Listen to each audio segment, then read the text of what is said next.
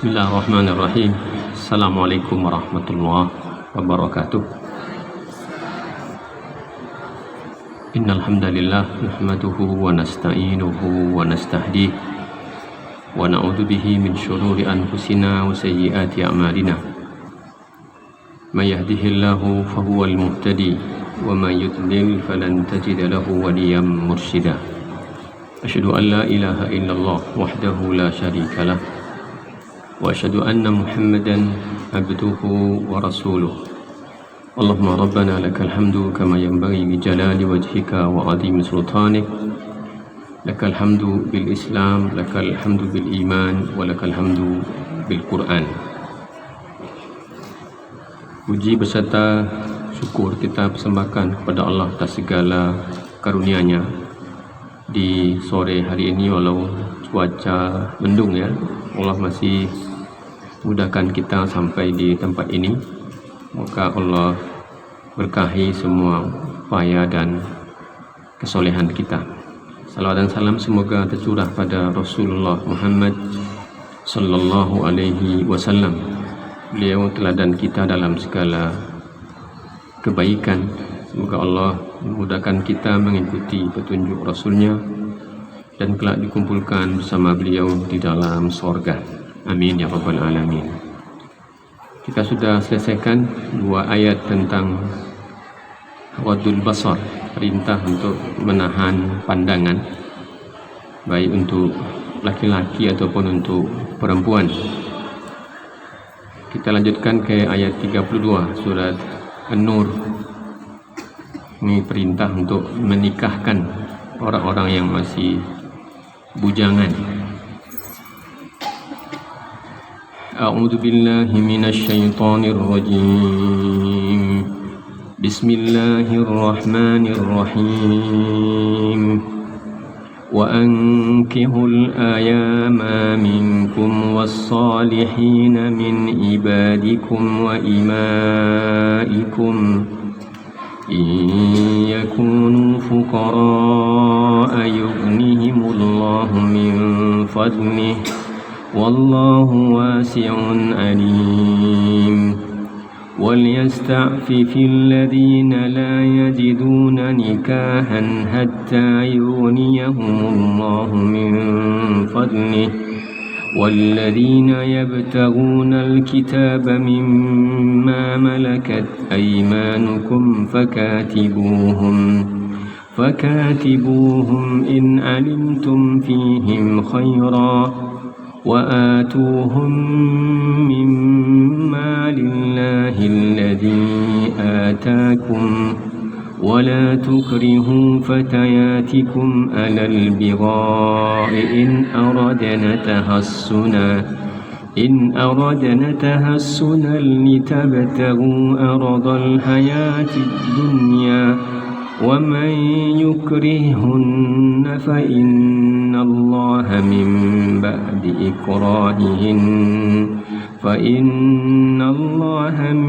بعد إكراههن غفور رحيم. Itu saja. Wa ankihul ayama minkum, nikahkanlah orang-orang yang masih sendiri di antara kalian, yang masih bujangan, dan juga orang-orang yang layak menikah dari hamba-hamba sahayamu yang laki-laki dan perempuan. Jika mereka miskin, Allah akan memberi kemampuan kepada mereka dengan karunia-Nya, dan Allah maha luas pemberiannya, maha mengetahui. Dan orang-orang yang tidak mampu menikah hendaklah menjaga kesucian dirinya sampai Allah memberi kemampuan kepada mereka dengan karunia-Nya. Dan jika hamba sahaya yang kamu miliki menginginkan perjanjian kebebasan, hendaklah kamu buat perjanjian kepada mereka jika kamu mengetahui ada kebaikan pada mereka. Dan berikanlah kepada mereka sebagian dari harta Allah yang dikaruniakannya kepadamu.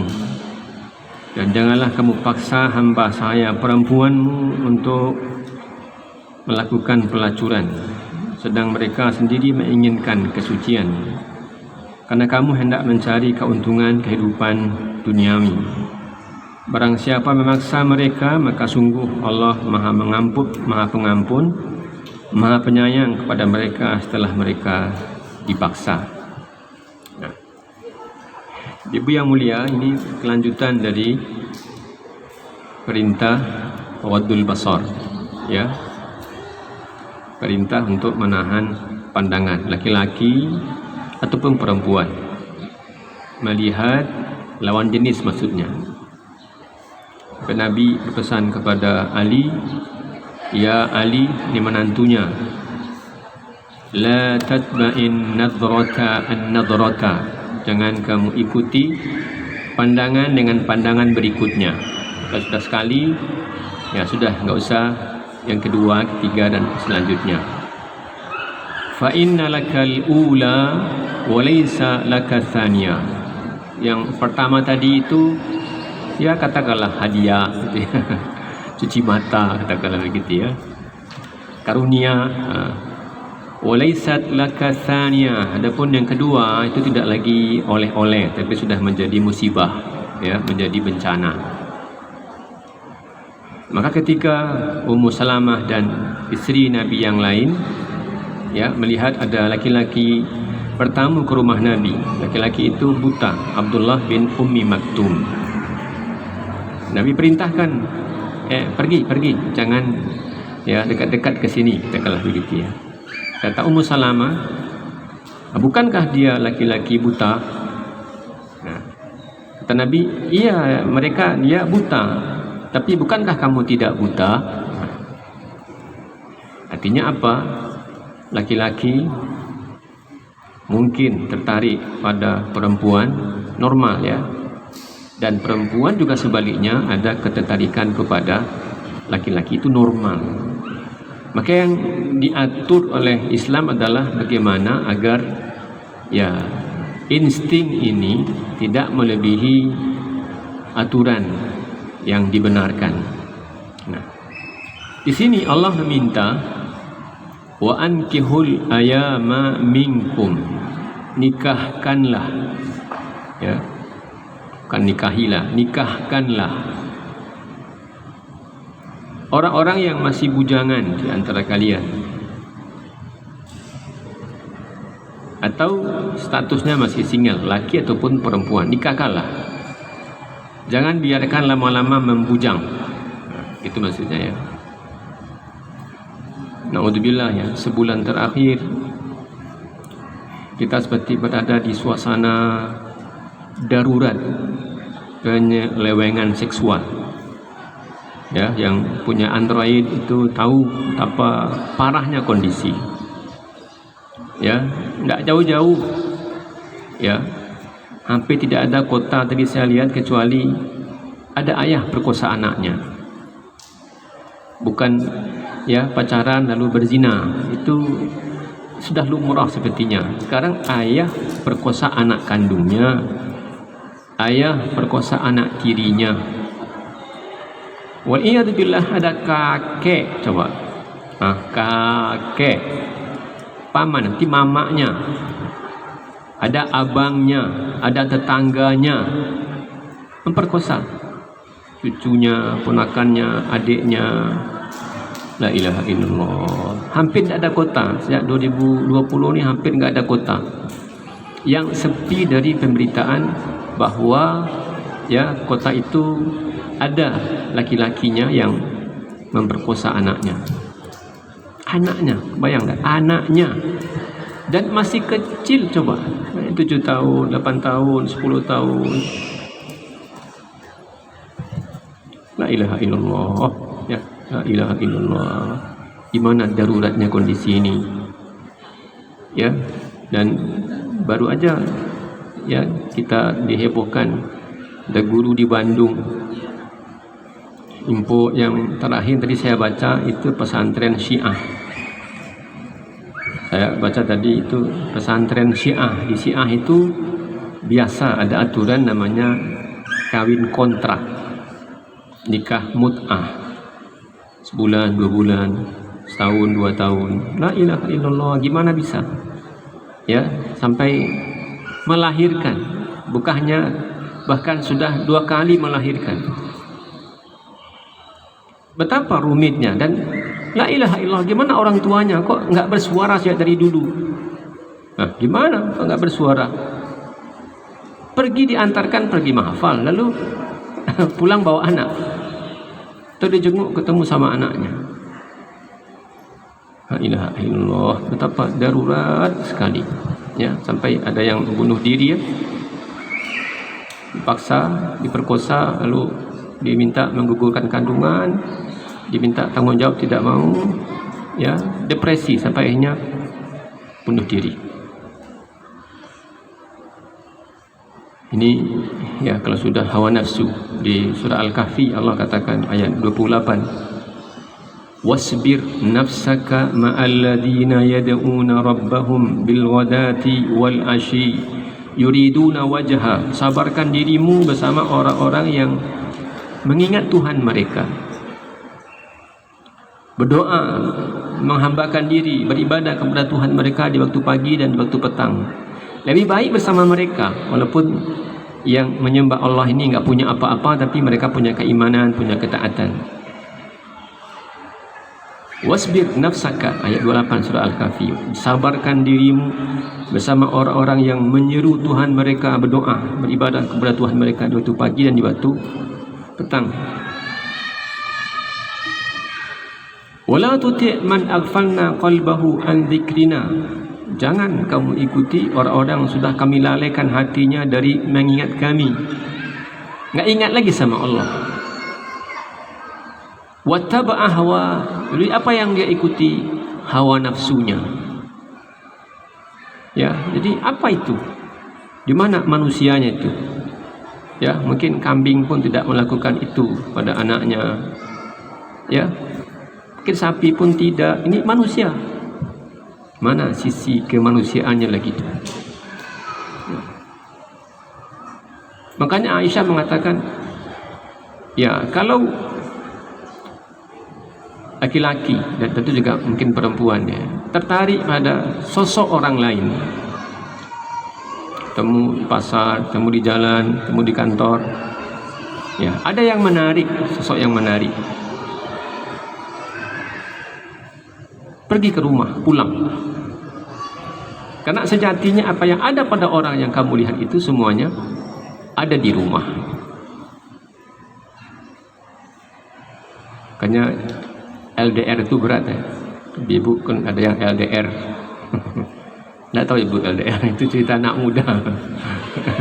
Hubungan jarak jauh, habis itulah bahasanya. Satu di sini, satu Jakarta. Satu di sini, satu di Saudi. Satu di sini, satu mungkin di Bandung. Sahabiat di masa Nabi, Aisyah katakan, berapa lama? Karena sahabat juga banyak yang bepergian, ya, berdagang atau berperang, ya, berjihad. Itu berbulan-bulan pergi. Kata Nabi, berapa sih sanggupnya perempuan itu berpisah? Yang coba, ini sahabat, ini era manusia terbaik. Perempuan di masa itu sanggup berpisah 4 bulan. Laki-laki nggak sanggup 4 bulan. Ya, mungkin 3 hari bagi laki-laki itu sudah lama sekali. Nah, jadi wasbir nafsaka ma'al ladzina yad'una rabbahum bil ghadati wal ashyi yuriduna wajha wa la ta'du 'ainaka anhum. Jangan kamu palingkan wajahmu atau pandanganmu, jangan alihkan dari mereka. Turidu zinatal hayatad dunya, karena kamu berharap keinginan dunia. Menjauh dari ketaatan, berpisah dari orang-orang soleh, dari orang-orang yang taat, tinggalkan mereka lalu, ya, pergi mencari urusan dunia.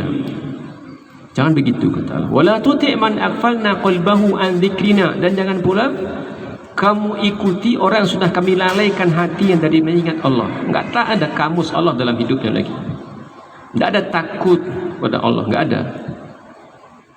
Itu era la ilaha illallah. Kebayang enggak kalau sedang begitu lalu datang azab Allah gimana?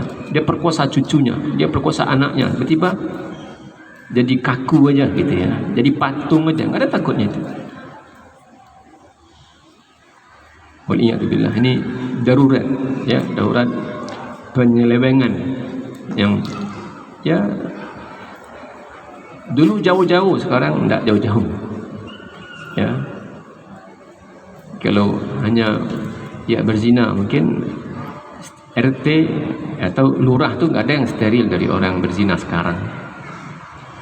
Tapi ini ayah perkosa anaknya itu sudah setiap kota. Nah, gimana caranya? Itu yang terungkap loh, yang terungkap. Yang nggak terungkap. Nah, makanya wa ankihul ayama minkum, nikahkanlah orang-orang yang masih bujangan di antara kalian. Nikahkan, ya. Sudah patut ya untuk menikah, sudah, ya. Jangan ya dibiarkan mereka berteman, berkawan, ya, lalu nanti lost control. Nah, waliyadzubillah, itulah, ya, datang syaitan, kasih minum, ya, minum, kan yang mahasiswi itu kan tidak sadar pada awalnya, dikasih minum, ya, minum, lalu hilang kesadaran, lalu diperkosa, lalu berlanjut.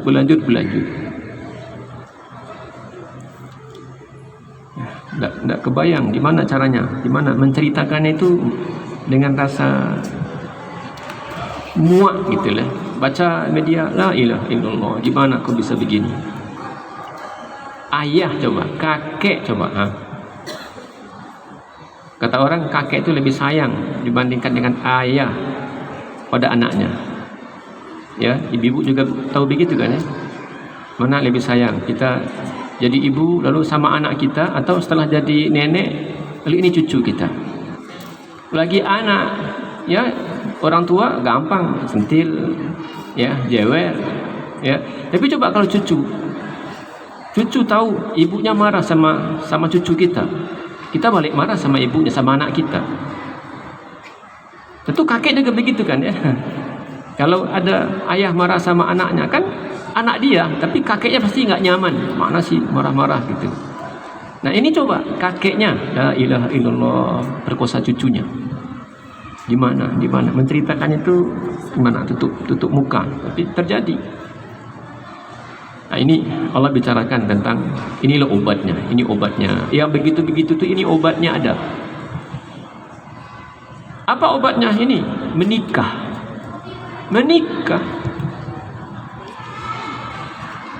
Sudah balik, ya, sudah, ya, ada usaha. Jangan harus nunggu kaya dulu, nggak perlu nunggu kaya. Ibu juga mungkin bisa perhatikan, ada orang ya cita-citanya kalau belum lengkap betul belum menikah, ingin punya rumah dulu baru menikah, ingin beli mobil, ya, ingin jadi pegawai negeri. Kalau dapat begitu tuh kapan dia menikah tuh? 30-35 tahun baru menikah. Allah nggak syaratkan, Nabi juga nggak syaratkan jadi kaya dulu untuk menikah tuh, nggak disyaratkan. Harus punya rumah dulu, harus punya mobil dulu, nggak disyaratkan. Justru ya, menikah itu pintu rezeki. Ya, menikah itu pintu rezeki.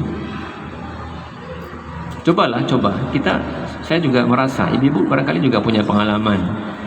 Dulu ketika sendiri, apa sih yang kita punya? Ketika sendiri, apa yang kita punya? Atau mungkin lebih bisa lihat laki-laki lah. Dia bujangan punya apa sih gitu?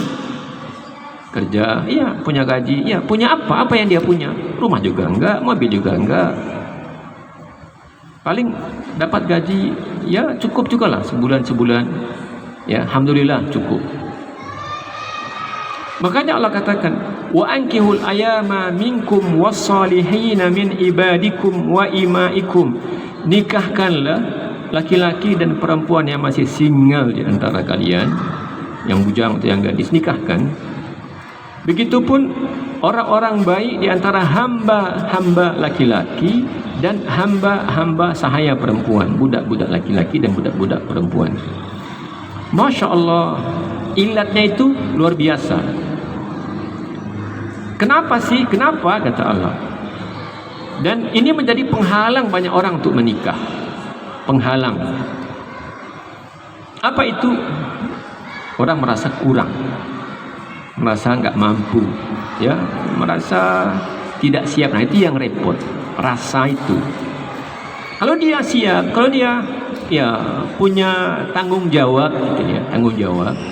Kata Allah, in yakunu fuqara, kalau mereka itu masih fakir, kalau mereka miskin, yang bujangan tadi itu, yang budak laki-laki dan budak perempuan, kalau mereka itu orang-orang miskin, yughnihimullahu min fadlih, Allah kayakan mereka dengan karunia-Nya. Kalau anak bujang kita datang menghadap kita, Pak, saya mau menikah, kan kita lihat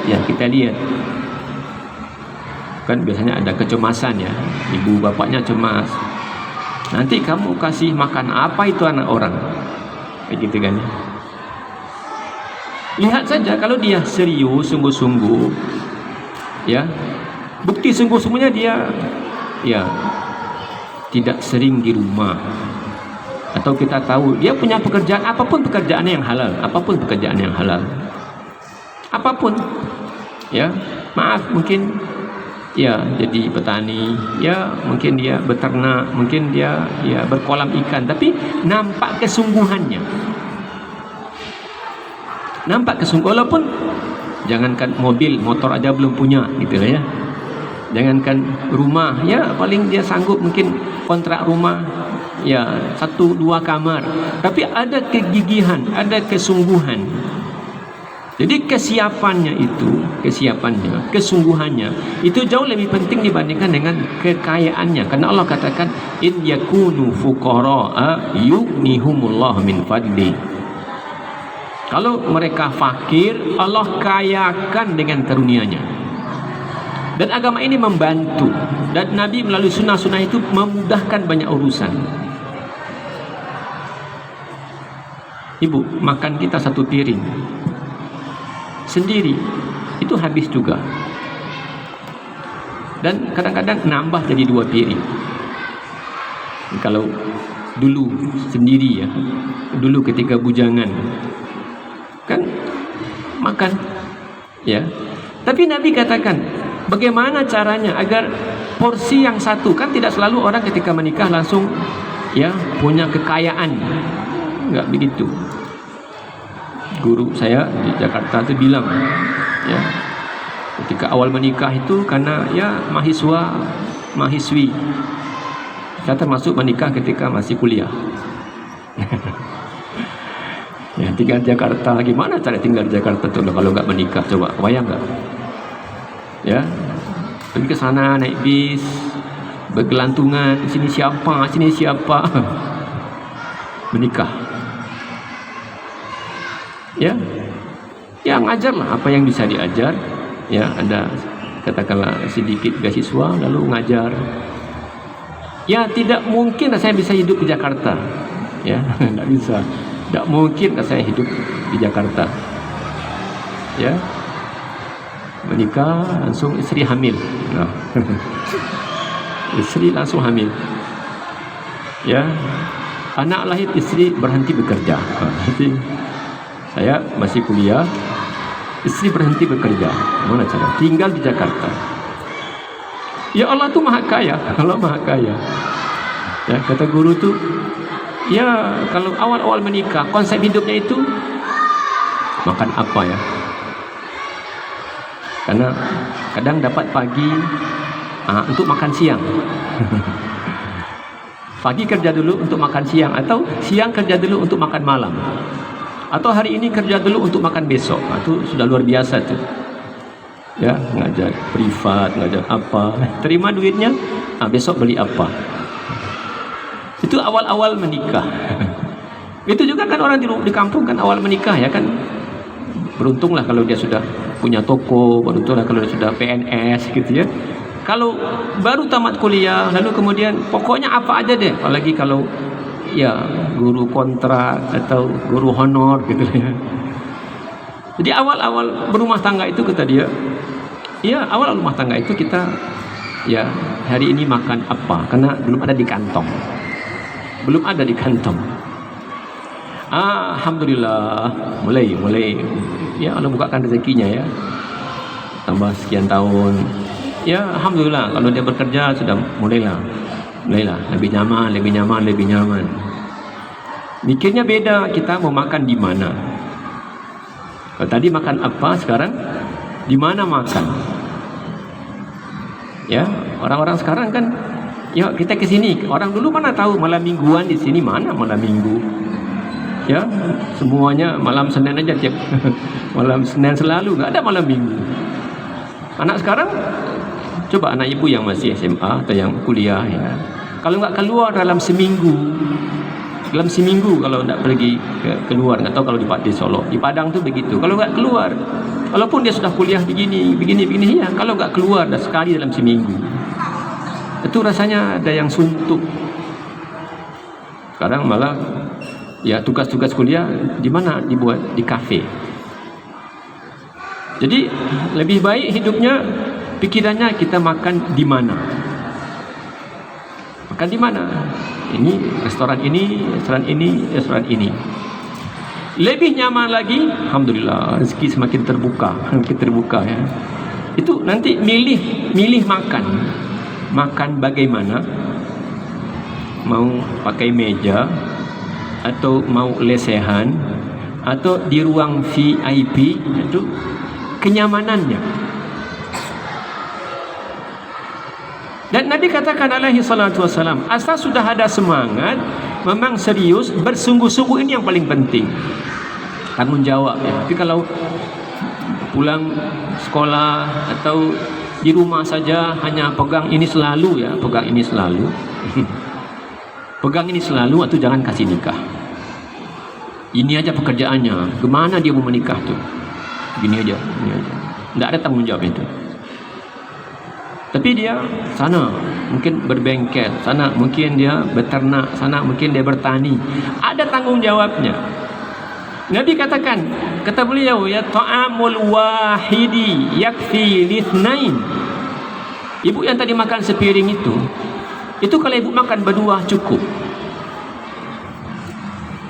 Ya, kan kalau bujangan sendirian kan, anak kos ya, kan makannya sepiring cukup sendiri. Kata Nabi, itu piring yang satu piring itu cukup untuk berdua. Jadi kalau kita masih berdua, itu biaya hidupnya sama dengan biaya hidup satu orang. Kan orang kos kan, satu kamar juga cukup berdua, satu kasur cukup berdua, satu gelas cukup berdua, satu piring. Nabi katakan begitu, ta'amul wahidi yakfi lithnain. Porsi satu orang itu makanan itu cukup untuk dua orang. Itu romantis malah. Ya, nenek-nenek sekarang, ibu-ibu sekarang kalau dulu tidak cukup bulan madunya ketika muda, coba bayangkan makan sepiring sama datuk sama kakek berdua itu gimana? Kata Nabi, makan satu porsi cukup untuk berdua, makan dua porsi cukup untuk berempat, dan makan berempat cukup untuk 8. Tapi piringnya jangan masing-masing satu piring. Coba makan berdua, makan berempat, makan ber8. Masya Allah agama ini. Makanya kata Allah, in yakunu fuqara'a yughnihumullah. Kalau mereka fakir, kekurangan, itu Allah cukupkan dengan karunia-Nya. Tapi lihat, ini punya tanggung jawab enggak? Ini serius enggak? Ini sungguh-sungguh enggak? Kalau enggak sungguh-sungguh, walaupun dia punya banyak harta, itu repot. Dia kaya, tapi ya ini aja kerjaannya, ini aja gawe, ya. Duduk, di sholat, makan, ini aja. Itu repot itu nanti. Jadi in yakunu fuqara, kan menurut kita masak sih Ustaz, masak sih. Kita enggak percaya sama Allah. Allah katakan kalau mereka fakir, kan terhalang ya untuk menikah. Kenapa enggak berpunya? Tapi kalau mereka bersungguh-sungguh, ada kerja keras, ada keseriusan, kata Allah, kalau mereka fakir, Allah cukupkan, Allah kayakan. Coba pahami perjalanan hidup kita. Dulu menikah, apa yang kita punya? Tinggal sama orang tua kan awal menikah. Lalu lahir anak satu. Yuk kita ngontrak deh. Bisa ngontrak. Lahir anak dua, mulai nyicil rumah.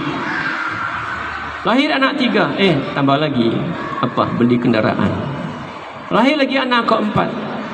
Anak yang datang itu bawa rezeki. Bawa rezeki. Karena Allah katakan wama min dabbatin fil ardi illa 'alallahi rizquha. Asal dia lahir ke muka bumi berarti dia bawa rezekinya sendiri. Jadi bukan rezeki kita yang akan dia ambil, enggak. Makanya ada Allah katakan ya, wala taqtulu auladakum min imlaq. Jangan kamu bunuh anakmu. Itu luas pemahamannya. Anaknya dibunuh atau dalam rahimnya digugurkan atau gimana, tutup sama sekali sehingga enggak ada peluang punya keturunan. Kata Allah, jangan begitu. La taqtulu auladakum min imlaq. Jangan kamu bunuh anakmu karena imlaq, takut miskin.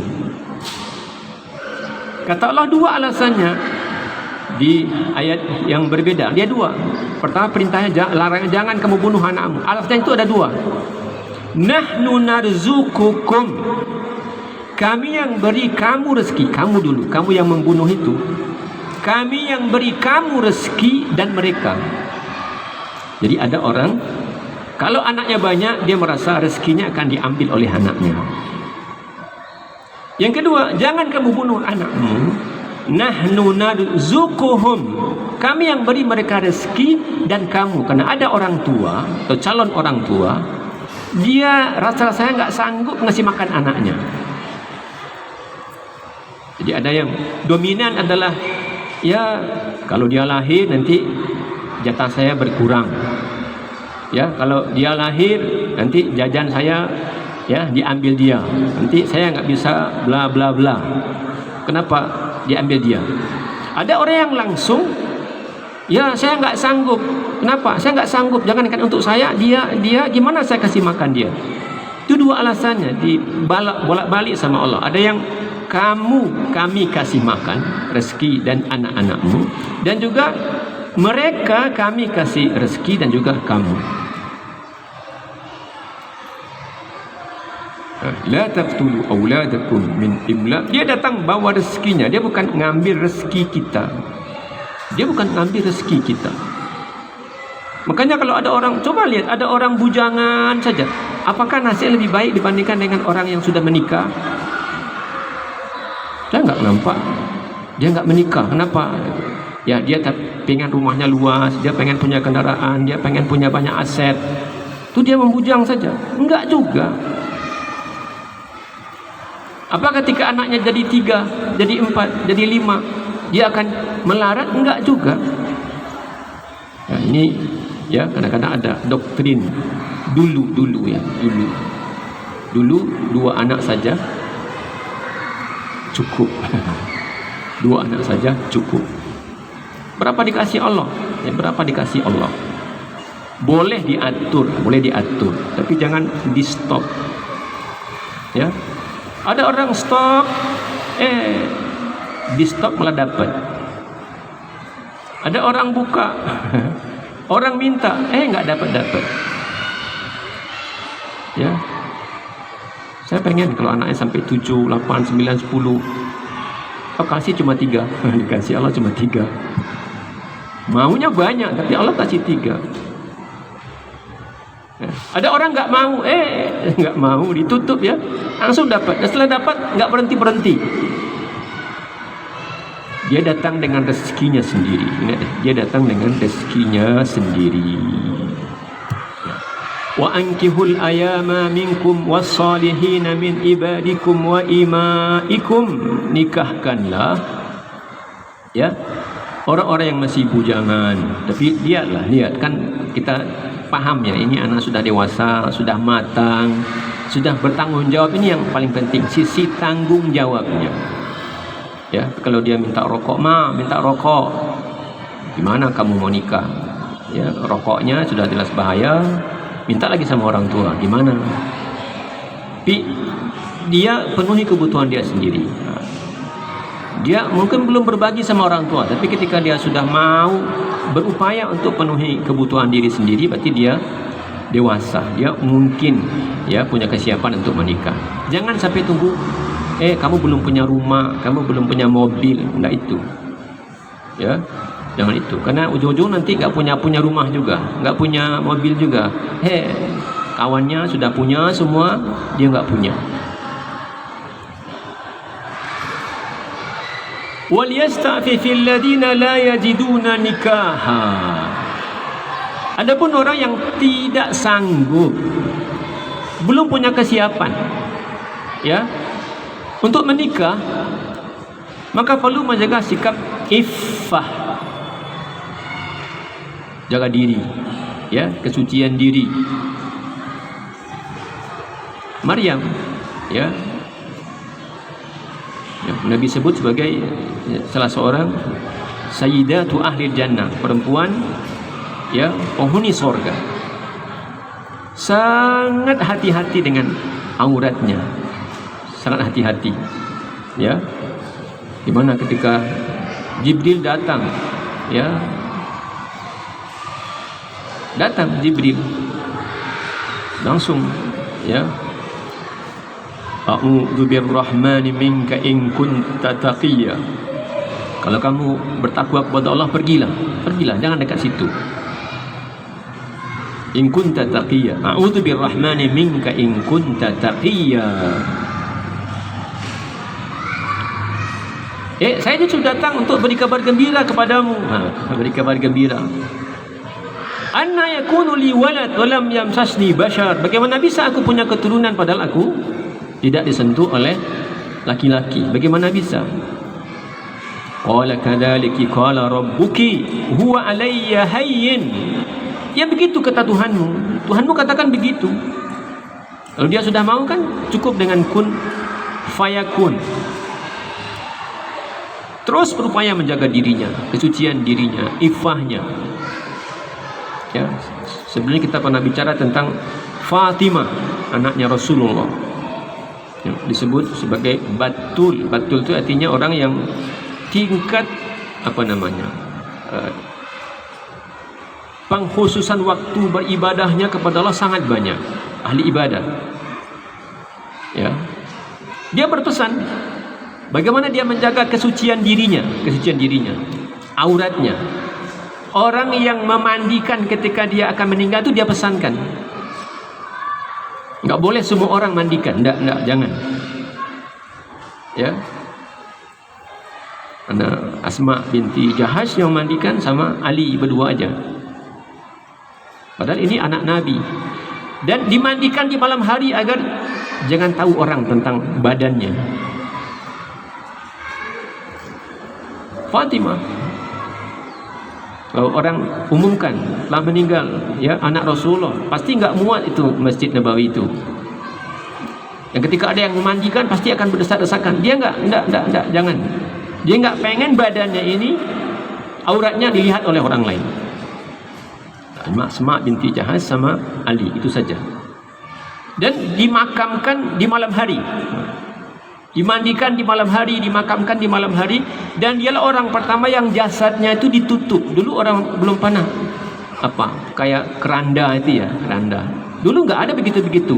Dialah orang pertama, sehingga ketika sudah wafat pun tidak terlihat badannya. Begitu beliau menjaga kesucian dirinya. Makanya kata Nabi, kalau nggak mampu Maka wal yasta'fifil ladina la yajiduna nikahan hatta yughniyahumullahu min fadli. Kalau belum mampu, ya, belum punya keberanian juga, belum sanggup juga, milikilah sikap iffah. Iffah itu menahan diri. Menahan diri. Ya. Mulai dari menjaga pandangan. Mari kan kita sebutkan gimana caranya zaman sekarang tuh waddul basar itu gimana sih caranya? Kalau praktek sesuai dengan ayatnya sudah nggak mungkin, ya, nggak boleh lihat. Gimana caranya? Kan tutup mata, kan nggak mungkin juga. Lihat sudah, berarti jangan diiringi dengan pandangan berikutnya. Jangan, ya. Punya sikap iffah. Jangan hadir di tempat-tempat yang di situ ada fitnah. Gimana menjaga iffah kalau perginya ke diskotik? Coba gimana? Gimana menjaga iffah kalau perginya ke karaoke? Gimana caranya? Gimana menjaga iffah kalau perginya ke ke bioskop? Gimana caranya? Ya, masuk aja ke karaoke itu udah beda. Ya, sudah beda aromanya. Gimana punya sikap iffah kalau pergi ke sana? Buka pintunya, mata sudah mulai, ya, melihat yang tidak patut dia lihat. Jadi kalau dia tidak sanggup atau belum mau menikah, maka milikilah sikap iffah. Jaga kesucian dirinya, jaga tundukkan pandangannya, jangan pergi ke tempat-tempat fitnah, jangan.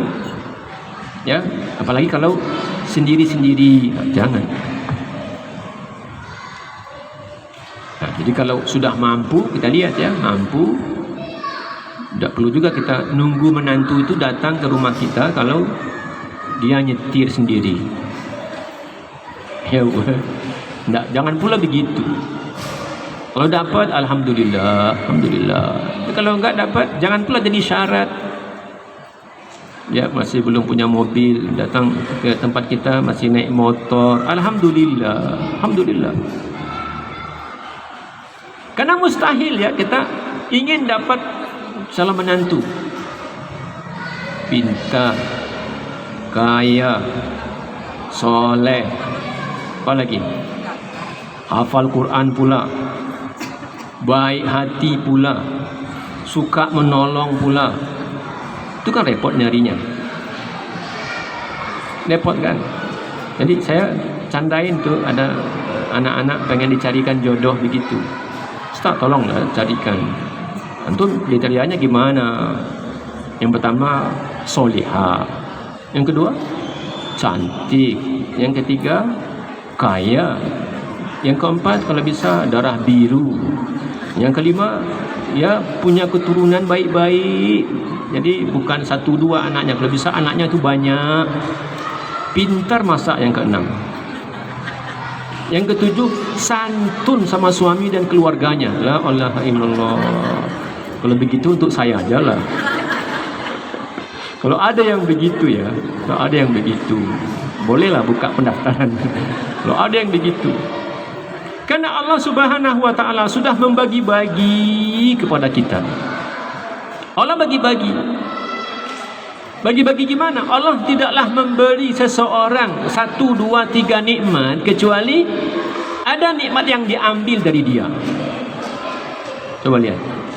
Ada orang yang diberikan oleh Allah kelebihan 1, 2, 3, 4 dan seterusnya. Pastikan orang itu ada yang Allah ambil darinya. Tapi yang tadi tidak ketemu tuh, ya. Ada juga laki-laki, maaf ya, bertamu ke rumah kawannya, masya Allah, hidangannya enak sekali. Siapa masak nih? Istriku. Masya Allah, istri saya nggak pandai masak. Istrimu masya Allah. Bertamu ke rumah yang lain, tamu kawan juga, masya Allah, anak-anaknya soleh-soleha, hafal Quran. Siapa yang ngajarkan? TPA-nya di mana? Enggak, belajar sama istriku. Masya Allah, istriku nggak bisa ngapa-ngapain. Jadi yang terbayang istri orang. Allah sudah bagi-bagi. Ini orang yang pandai masak ini, yang pandai masak belum tentu secantik istrinya dia. Tapi diberi oleh Allah kelebihan pintar masak. Pintar masak. Tapi tidak secantik istrinya dia. Orang yang tadi yang sangat pandai mendidik anaknya, yang bikin dia kagum, itu belum tentu pandai sayang sama suaminya. Jangan-jangan suaminya dia itu lebih sayang dibandingkan dengan ini pandai menyayangi anak tapi nggak pandai sayang sama suaminya. Ini sayang sama suaminya tapi nggak pandai jaga hubungan sama mertuanya. Pasti Allah berikan kelebihan lalu ada yang diambilnya jika dia nggak punya. Makanya orang kafir itu katakan, laula nuzila hadzal qur'anu ala rajulin minal qaryataini azim. Kenapa Quran ini enggak diturunkan kepada orang istimewa yang berasal dari Taif dan dari Quraisy, dari Mekah? Kok Muhammad sih yang dapat? Bukan orang hebat sekali dari Taif, bukan orang hebat sekali dari Quraisy. Kenapa kok orang ini yang punya? Yatim, enggak kaya. Kata Allah, ahum yaqsimuna rahmata rabbik. Apakah mereka yang akan bagi-bagikan rahmat Tuhanmu? Nahnu qasamna bainahum. Kami yang membagi. Jadi orang ini dapat cantik, orang ini dapat pandai mendidik anak, orang ini dapat pandai menyayang suami. Tapi kurangnya apa? Masak nggak pandai. Ini pandai masak, Masya Allah, sayang sama suami, sayang sama anak, tapi dikit-dikit sakit, bentar-bentar sakit, bentar-bentar sakit. Ini Masya Allah kaya, penyayang Masya Allah, ya pandai mendidik anak. Tapi kalau dilihat ya, kalau dilihat kata kemarin ya, B aja, biasa aja. Jadi tidak ada orang yang satu orang itu dia mengumpulkan semua sifat-sifat baik lalu dia nggak punya kekurangan. Ada cerita lucu di masa sahabat, masa Nabi. Ya Rasulullah, saya tidak mengeluhkan suamiku tentang ibadahnya. Dia rajin beribadah. Aku enggak mengeluhkan bahwa dia bermaksiat. Enggak, dia enggak bermaksiat. Enggak. Tapi ada yang aku keluhkan. Apa? Melihat dia. Kalau melihat dia, aduh gimana sih melihatnya gitu. Di mata dia, laki-lakinya enggak tampan. Lalu dia melihat laki-laki lain. Ini perempuan loh. Jadi ada laki-laki yang begini, ada perempuan yang begitu. Ini masa Nabi. Ada yang dia incar ternyata. Dia incar laki-laki lain. Ya Rasulullah, tak nyaman saya bersama dia. Tapi laki-laki ini kaya. Kata Nabi, aturidina ilaihi. Apakah kamu akan kembalikan kepada dia apa? Bustan, kebunnya dia. Jadi ketika dia menikah, maharnya itu kebun. Kan kaya tuh. Rajin beribadah, enggak berdosa, tapi dia kaya tapi enggak tampan. Dia ada laki-laki tampan. Kata Nabi, kamu mau kembalikan kebunnya dia tuh? Karena kalau orang minta cerai itu namanya khulu. Dalam agama yang minta cerai. Maka kembalikan maharnya. Kata dia, iya saya kembalikan. Habis masa idahnya, cerai ya, tidak jadi. Kata Nabi, silakan. Akhirnya jodohnya dengan orang yang dia incar, yang tampan tadi. Tapi dia mengeluh lagi sama Nabi, ya Rasulullah, malang nasib. Kenapa? Maaf ya, maaf. Ibu-ibu mungkin dengar ada istilah anak muda ya, ada mobil bergoyang. Sama dia, itu kasur nggak bergoyang. Laki-laki tapi nggak ada syahwat perempuan. Gimana? Gagah tapi nggak punya selera. Ya Rasulullah, ceraikanlah aku lagi dengan dia. Nabi enggak. Sampai kalian berhubungan. Karena nggak boleh. Ada di tempat kita nih ada namanya orang yang sifatnya muhallil. Jadi kalau ada orang mau menikah, dia nggak menikah, ada orang sewaan. Dulu di Padang tuh populer, katanya di Solo ada. Ya, agak ke atas sana kata dia. Ya, untuk sekedar melegalkan. Ya, karena kalau ini menikah itu perlu dilegalkan. Kata Nabi enggak.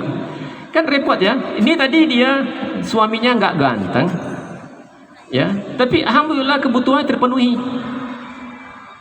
Dia tidak masalah dengan ibadahnya, enggak ada dosa juga. Dia kaya, tapi enggak selera melihatnya. Ini selera melihatnya, tapi suaminya enggak selera melihat dia. Jadi ingat, apa yang Allah berikan kepada seseorang, pasti darinya Allah ambil nikmat yang lain. Jadi mengumpulkan semua nikmat dalam diri seseorang itu mustahil. Makanya seperti yang tadi minta jodoh tu yang A, B, C, D sampai 10 ya. Enggak ada, pasti ada yang diambilnya. Cantik tapi mungkin katanya kasar, enggak enak juga. Kaya tapi ya enggak santun sama suami. Gimana caranya? Ya, tadi orang terhormat tapi lihat mertuanya, ini mertua saya, kan tak enak juga. Makanya Nabi katakan, ingat ya pesan Nabi. Apa kata Nabi alaihi salatu wassalam? Warda bima qasamallahu laka takun aghnan nas. Ridalah dengan pemberian Allah yang ada padamu, pasti kamu jadi orang yang paling kaya. Ridha. Jangan selalu lihat nikmat yang ada pada orang lain. Lihatlah nikmat yang ada pada diri kita sendiri. Lihat, ya, apa nikmat yang ada dalam diri kita jauh lebih banyak. Dan rumus yang kedua, kalau kita diberi nikmat oleh Allah, pasti ada yang akan diambilnya. Begitupun pada orang lain. Orang yang kita kagumi dengan nikmat yang dia punya, pasti ada nikmat lain juga yang Allah tahan darinya.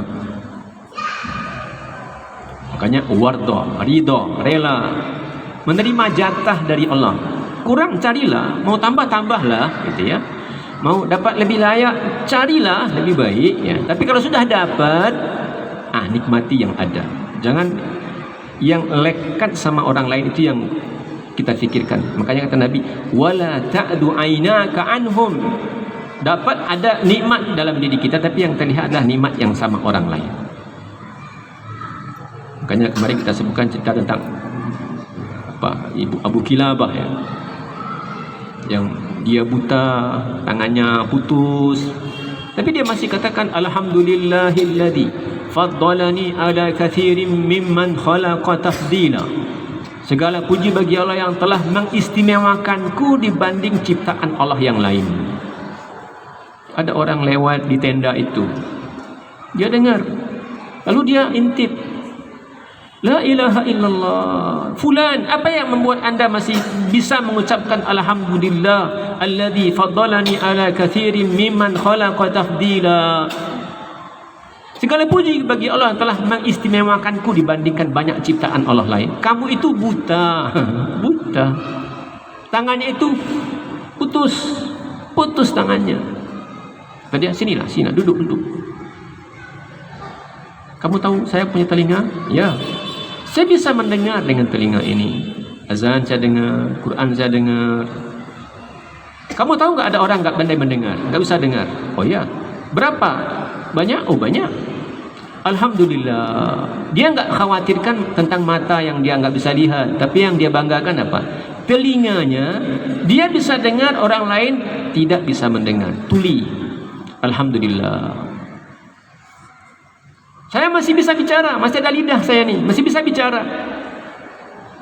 Saya bisa berzikir, bisa baca Quran, bisa mengucapkan salam. Lidah cuma yang dia punya. Kamu tahu nggak ada orang lain nggak bisa bicara? Ada, banyak. Alhamdulillah. Allah beri aku keistimewaan dibanding yang tidak pandai tadi itu bicara. Aku pandai bicara. Aku punya akal, sehat akalku. Ya. Kamu tahu nggak ada orang nggak sehat akalnya? Ada, gila. Ada banyak? Oh banyak. Yang Indarung belok kanan.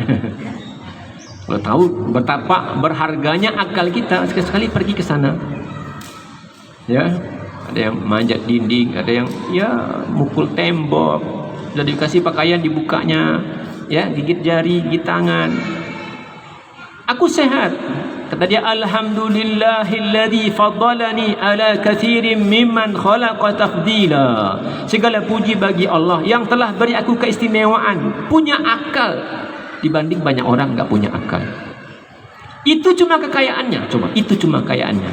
Dia nggak punya mata, dia nggak punya tangan, tinggal di tenda yang sudah jelek di padang pasir, nggak ada anaknya, nggak ada keluarganya, tapi dia katakan alhamdulillah, kita beribu-ribu nikmat yang Allah berikan kepada kita. Tapi kalau kita melihat yang tidak ada pada kita, lalu yang ada pada orang lain, yang beribu-ribu nikmat ini nggak berharga.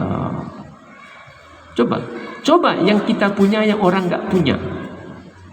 Kaki punya cuma satu, alhamdulillah, orang lain cuma satu kakinya. Orang lain maaf ya 4 kakinya, kan nggak enak juga kan? Dia kan yang pas itu 2, 4 kakinya atau 3 kakinya, pakai tongkat satu, atau sudah 2 tongkatnya. Nah, lihatlah nikmat yang ada pada kita sehingga kita terus merasa bersyukur atas nikmat dan Allah nanti akan menambahinya. Jadi kalau orang tidak siap atau belum siap, maka harus ada iffah, jaga diri, jaga pergaulan, jaga, ya, jangan semua orang dilayani, jangan semua orang nanti ya ditemani, lalu semua orang nanti ya dilayani untuk berdebat, berdiskusi, ya curhat. Nah, jangan. Kalau belum siap, tutup, ya, tutup. Kalau siap sudah, datanglah ke rumah, ya, ketemulah ayah saya, ketemulah ibu saya, begitu. Sampai kapan? Sampai Allah berikan kecukupan, ya. Cukup itu ya relatif lah, relatif. Dan ingat, rata-rata kita lebih punya rezeki kalau sudah berumah tangga dibandingkan dengan dulu ketika sendiri. Dulu, maaf, kalau ketika masih bujangan, walaupun bergaji, itu nggak bisa nyimpan juga, habis juga dia, habis juga, ya kan? Walaupun gaji habis, beli ini. Setelah berumah tangga, mulai berhemat, mulai punya tabungan, ya, mulai punya aset. Walladzina yabtaguna alkitaba mimma malakat aymanukum fakatibuhum in alimtum fihim khaira. Dan orang-orang yang berharap untuk dimerdekakan. Jadi ini terkait dengan budak, ya. Mimma malakat aymanukum, ini dulu ada namanya budak, dan satu saat nanti akan ada lagi namanya perbudakan itu, satu saat, ya. Kalau ada budak yang ingin merdeka, budak itu bisa didapatkan dulu dengan cara dibeli atau dia tawanan perang, ya, begitu namanya, ya, menemukan budak. Tapi kalau ada budak yang pengen merdeka, jadi ada setengah merdeka, budak itu setengah merdeka, ada 3 bagian. Pertama, ada budak yang sepakat dengan tuannya, saya ingin menebus diri saya sendiri, saya ingin menebus diri saya sendiri, nyicil berapa, sekian juta uangnya, ya, kalau sudah lunas nanti saya merdeka, ya, kata tuannya. Baik, mungkin dari kerja keras dia, atau mungkin ada orang lain yang membantu dia sehingga nominal itu terlunasi. Itu namanya mukatab, ya, yang dimerdekakan kalau ya sudah selesai menunaikan kewajiban terhadap tuannya, bayar sekian yang disepakati. Ada budak yang waladu al-um, anak ibu namanya, istilahnya begitu, bukan anak bapa tapi anak ibu. Apa maksudnya? Seorang yang merdeka lalu menikah dengan menggauli, maaf, tidak harus menikah, itu dulu tuh sistem perbudakan itu begitu. Jadi dia seperti istri, belinya di pasar, ya, tanpa ada akad nikah, ya, lalu kemudian berhubungan, lalu nanti lahir. Status anak dan status ibu itu merdeka. Sampai kapan? Ya, kalau suaminya meninggal, maka ibu itu merdeka. Kalau ayahnya ini meninggal, maka ini anak jadi merdeka. Itu budak di zaman dulu, ya, ditemukan dengan cara dibeli atau ya mungkin tawanan perang, ya, atau rampasan perang, itu ya tinggal bersama orang. Nah, kalau orang ini yang ingin merdeka, fakatibuhum in alimtum fihim khaira. Kalau ada budak yang mau begitu, tuan saya pengen merdeka, berapa sih harga saya kalau saya merdeka? 10 juta katanya. Oke, saya ingin nyicil 10 juta itu mungkin 2 tahun atau 10 tahun. Kalau sudah terbayarkan yang 10 tahun itu, maka statusnya menjadi merdeka. Enggak disebut sebagai hamba, sebagai sahaya, sebagai budak, tapi status sudah sama dengan yang lain. Itu namanya mukatab, budak yang merdeka karena ada kesepakatan dengan tuannya. Nah, kalau ada yang begitu, sudah merdekakan.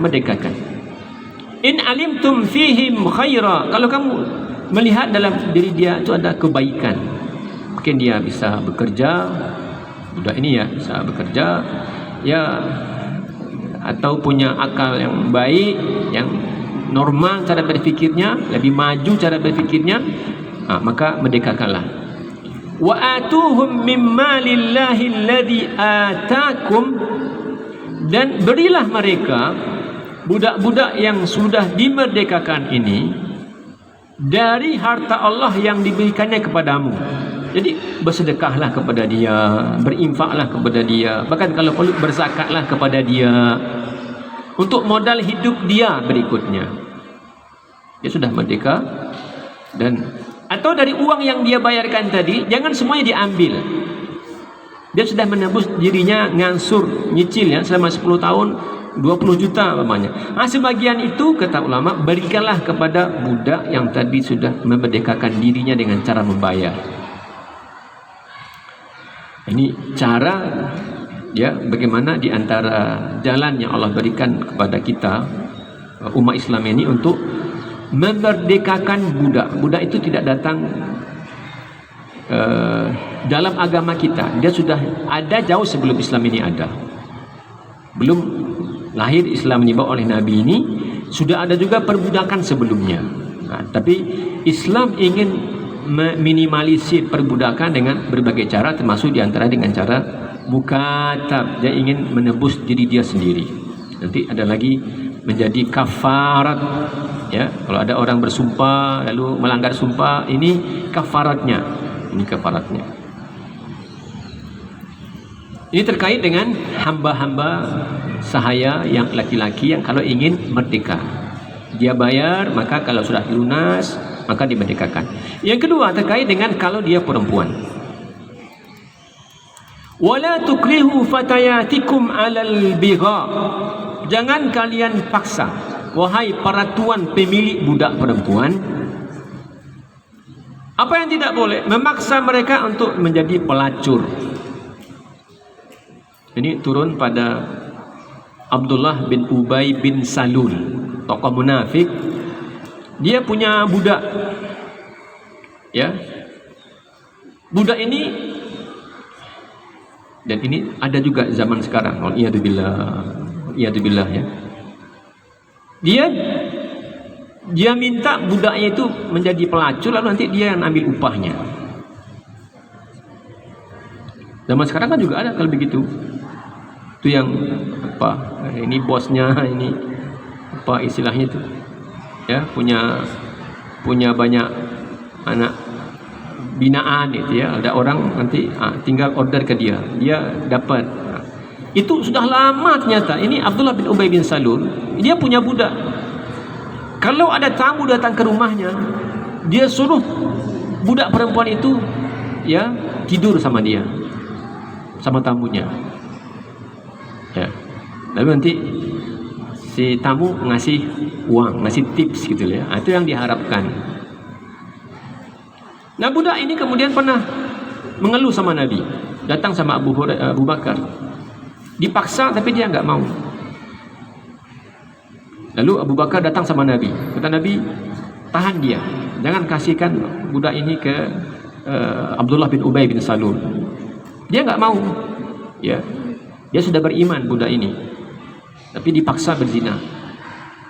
Dia nggak mau, datang sama Abu Bakar. Lalu Abu Bakar lapor sama Nabi. Kata Nabi, tahan, jangan kasih, kembalikan kepada tuannya.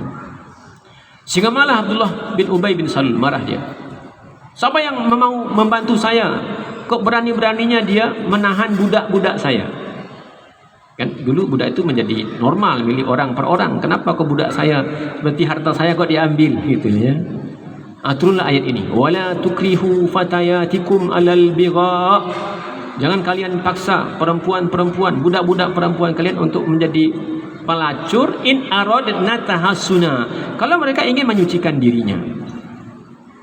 Sedangkan kamu litabtagu aradul hayati dunya, sedangkan kamu ingin mendapatkan keuntungan dunia. Jangan. Ini alasan turunnya ayat ini. Ya, budak Abdullah bin Ubay bin Salul yang dipaksa oleh tuannya untuk melacurkan diri. Nah ini maaf, di zaman jahiliyah itu banyak sekali model pernikahan. Model pernikahan di zaman jahiliyah itu sangat banyak. Ada orang disuruh, kamu tidur sama si anu. Untuk apa? Ingin sekedar mendapat syaraf, kemuliaan. Ini dari suku terhormat. Suku terhormat. Tidur dengan dia, nanti anaknya berarti jadi anak terhormat. Atau tidur dengan dia, kenapa?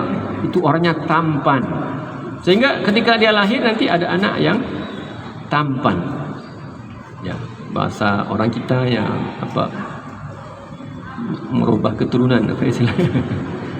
Kalau hidungnya pendek-pendek, nah cobalah ya, agar dapat hidung yang panjang, carilah suaminya, menantunya yang hidungnya panjang gitu. Kalau kulitnya hitam-hitam semua, carilah yang orang Eropa gitu ya. Itu diantara model pernikahan. Disuruh ya. Wal iyadu billah, ada orang berhubungan dengan 10 orang. Laki-laki 10 orang lalu berhubungan dengan seorang perempuan. Dia bikin absen.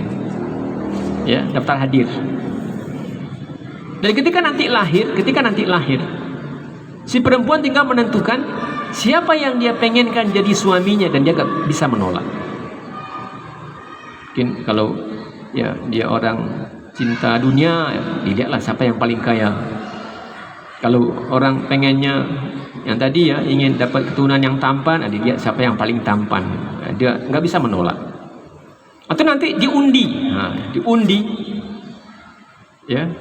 Wa iyadzubillah, itu ada royah.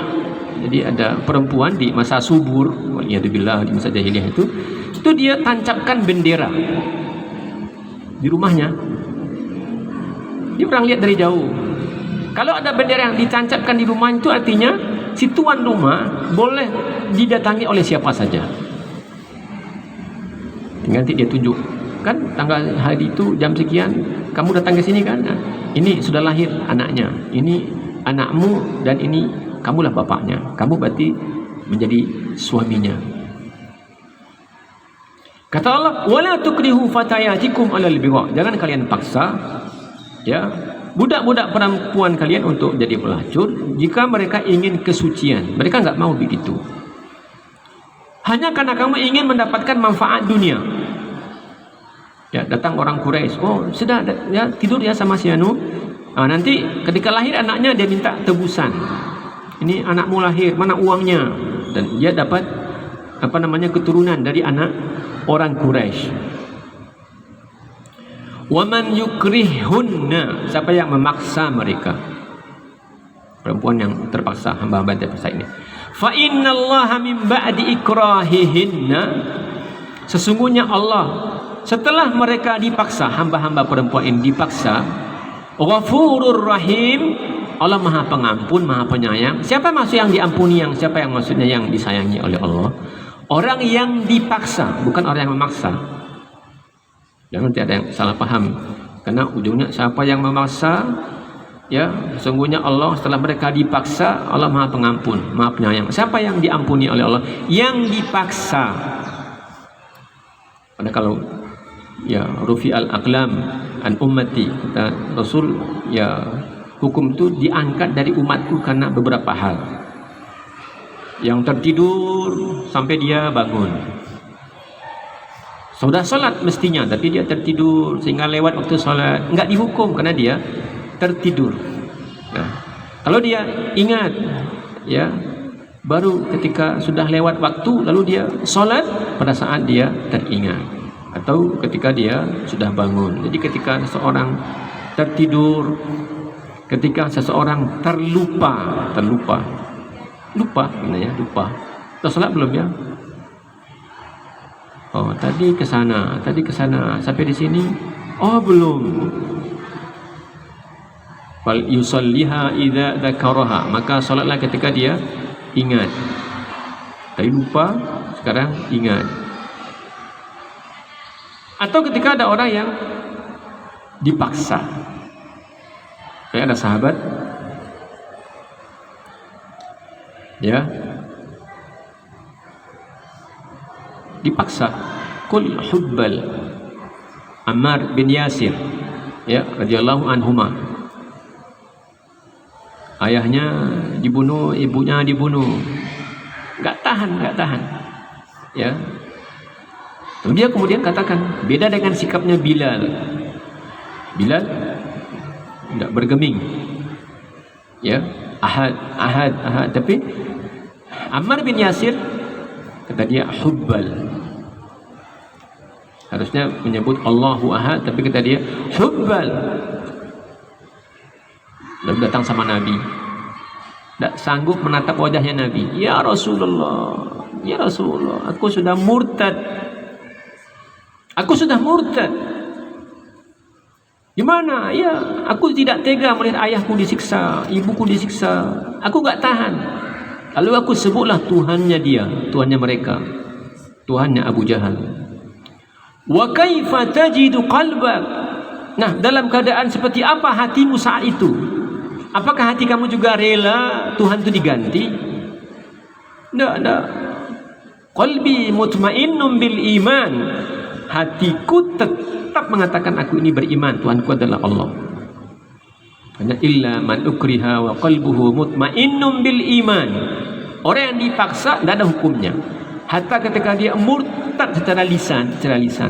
Tapi hatinya tidak bergeming, tidak ada hukum.